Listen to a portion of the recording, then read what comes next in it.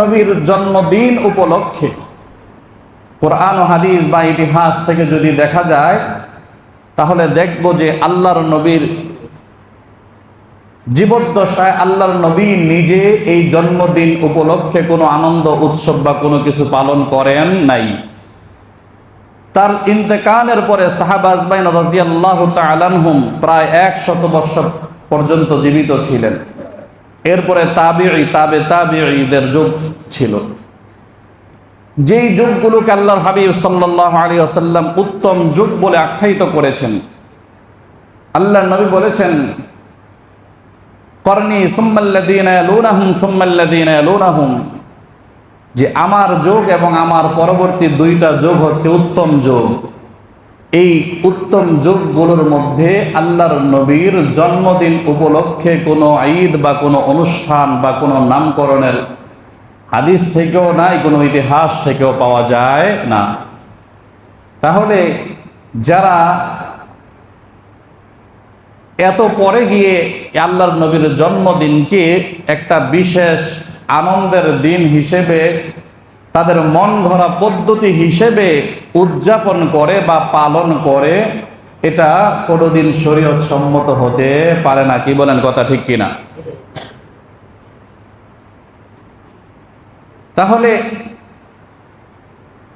আল্লাহর নবীর জন্মদিন পালন উপলক্ষে তাদের কাছ থেকে কোনো আমল পাওয়া যায় না। জন্মদিনের তারিখ নিয়ে ইখতিলাফ হওয়ার এটা একটা বড় কারণ।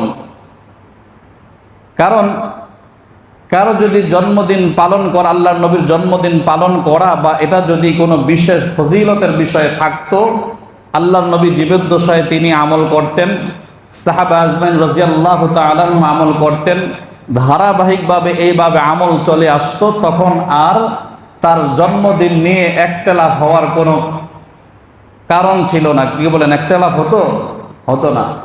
ইখতিলাফ হওয়ার কারণেই বোঝা যায় যে এই জন্মদিন আল্লাহর নবী এবং তার সাহাবা আজমাইন রাদিয়াল্লাহু তাআলা আনহুম, তাবিঈন এবং তাবিঈন কারো যুগে এই জন্মদিন পালন করা ছিল না, যার কারণে এই জন্মদিন নিয়ে ইখতিলাফ শুরু হয়েছে।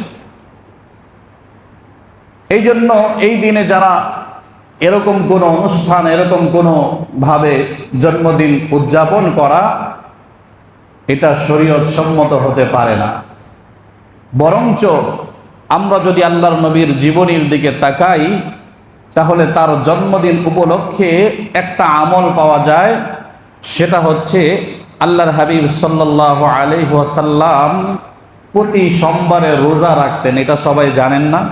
সোমবার আল্লাহর নবী রোজা রাখতেন, প্রতি সোমবারে রোজা রাখতেন, নফল রোজা।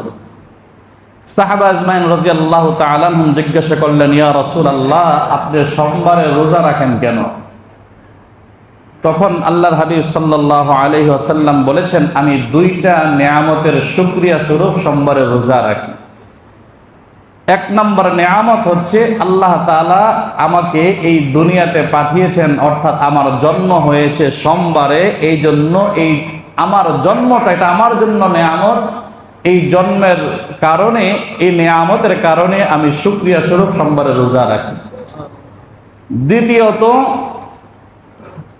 এই সোমবারে আল্লাহ তাআলা আমার উপর সর্বপ্রথম ওহী অবতীর্ণ করেছেন, অর্থাৎ নবুয়ত যেই দিন পেয়েছেন সেই দিনটাও ছিল সোমবার।